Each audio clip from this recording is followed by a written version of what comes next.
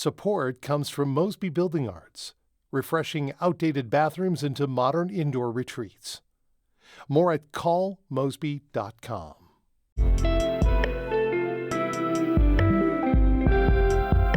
From the St. Louis Public Radio Newsroom, this is The Gateway. It's Monday, February 24th. I'm Abby Larico. St. Louis faces a massive challenge with vacant land and buildings. It's more than lost tax revenue. These pieces of property can actually end up costing the city thousands of dollars each. What we haven't done a good job of is quantifying and collecting the cost of vacancy. STLPR's Eric Schmid dug into the issue to find out how St. Louis is slowly beginning to account for and collect these costs. Hear that story coming up after this news on The Gateway. A teenage volleyball player who was hit by a car in downtown St. Louis and lost both of her legs has settled a lawsuit with the city for $450,000. Janae Edmondson was in St. Louis from Tennessee for a volleyball tournament in February of 2023 when a driver, high on drugs, sped through a yield sign at an intersection and hit her. She and her family sued the city of St. Louis, her attorneys arguing the city was negligent by installing a yield sign at a low-visibility intersection. Kevin Carney Jr. is an attorney for Simon Law, which represents Edmondson. Janae's strong. She's resilient. She's tenacious. She's just incredible. And, I know she's going to keep fighting. She's kept fighting through all this, and she just keeps improving herself. Really remarkable to watch.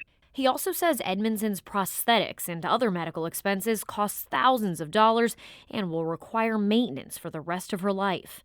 Carney says the family reluctantly agreed to settle for $67,000 less than the state's cap on damages to avoid the financial and emotional cost of taking the case to trial. The leader of the Missouri House says the chamber will focus this week on legislation related to Missouri families. But as St. Louis Public Radio's Sarah Kellogg reports, that will not include legislation seeking to overturn Missouri's constitutional abortion rights. House Speaker John Patterson said bills on child care, including tax credits and temporary licenses, will be considered in the House. However, a proposed amendment overturning Amendment 3 is not on the immediate schedule. Patterson said he anticipates the House taking it up this session.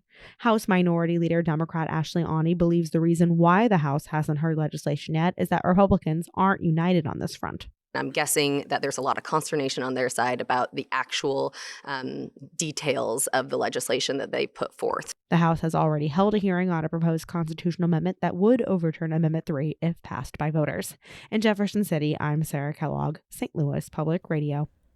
Missouri's St. Louis-based Planned Parenthood clinic is awaiting word from the state before offering abortions again. Officials with Planned Parenthood Great Rivers began the process of ramping up access to abortion after a Jackson County judge struck down licensing requirements. But they haven't started providing medication abortions because the State Department of Health and Senior Services hasn't approved a complication plan.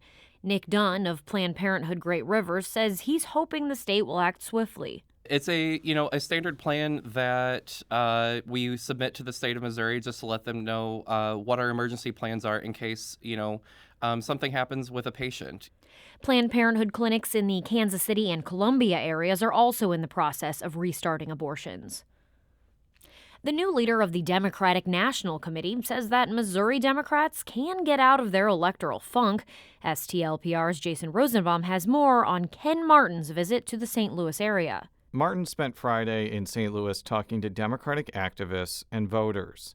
It's part of his first national tour since he won a contested race to become Democratic National Committee chairman. While Republicans have dominated Missouri elections in recent years, Martin says the National Party plans to invest time and money to turn that around.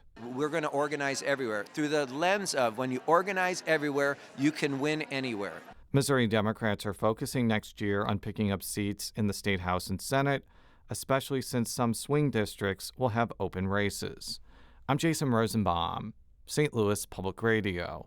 The St. Louis Development Corporation has awarded Annie Malone Children and Family Services a $1 million grant. The award is smaller than the $15 million Annie Malone originally applied for. It will go toward critical roof and building maintenance at its headquarters in North St. Louis. Annie Malone canceled its historic May Day parade earlier this month after failing to secure enough funding. SLDC has also allotted $10,000 to Annie Malone for the parade, which the organization says it is open to having if more donors step up to sponsor the event. The Rittner School District is getting its electric school buses. St. Louis Public Radio's Kate Grumke reports after weeks in limbo, the district can now access its federal funds. In January, President Trump signed an executive order pausing funding from 2 major clean energy bills passed under Biden. That meant the Rittner School District couldn't pay for almost 24 electric school buses it ordered. Now Superintendent Chris Kilbride says the account is accessible, and they were able to draw down the funds. Just absolutely thrilled this has become a reality for Rittner kids. Rittner received the buses through the Environmental Protection Agency's Clean School Bus program. Its entire daily fleet will now be electric. I'm Kate Grumke, St. Louis Public Radio. St. Louis County's jail is now accepting credit card payments for bonds. STLPR's Chad Davis reports that county leaders say this is an important step forward and provides greater accessibility. The new process started a couple weeks ago and allows people to go online and pay instead of having to go to Clayton. Department leaders say the new system will allow it to be more efficient and puts the jail in line with other jails across the country. Keto Bess is the St. Louis County Justice Services Director. He says this will help families who can't make it to the jail. This was just one way that we felt that would be feasible for residents and for their families without their families having to drive all the way down to Clayton. Bess says residents can still pay in person if they don't have a credit card. I'm Chad Davis, St. Louis Public Radio.